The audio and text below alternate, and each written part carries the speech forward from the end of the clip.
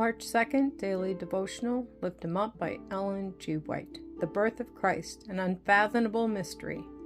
The Virgin will be with child and will give birth to a son and will call him Emmanuel. Isaiah chapter 7, verse 14. We cannot understand how Christ became a little helpless babe. He could have come to earth in such beauty that he would have been unlike the sons of men. His face could have been bright with light, and his form could have been tall and beautiful. He could have come in such a way as to charm those who looked upon him. But this was not the way that God planned. He should come among the sons of men. He was to be like those who belonged to the human family and to the Jewish race. His features were to be like those of other human beings. And he was not to have such beauty of person as to make people point him out as different from others. He was to come as one of the human family and to stand as a man before heaven and earth. He had come to take man's place, to pledge himself in man's behalf, to pay the debt that sinners owed. He was to live a pure life on the earth and show that Satan had told a falsehood when he claimed that the human family belonged to him forever, and that God could not take men out of his hands. Men first beheld Christ as a babe, as a child.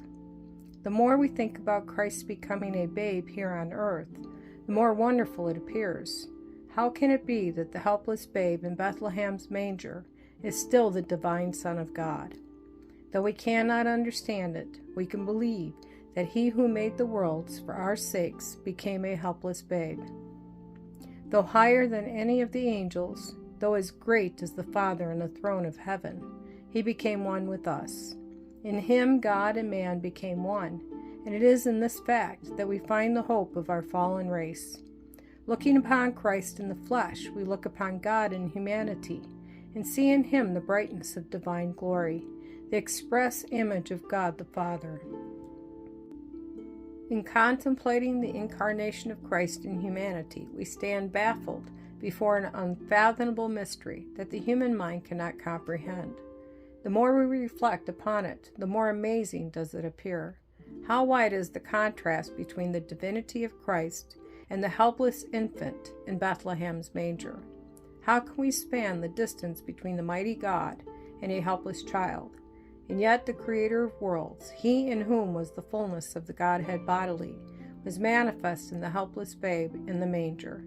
Far higher than any of the angels, equal with the Father in dignity and glory, and yet wearing the garb of humanity. Divinity and humanity were mysteriously combined, and man and God became one.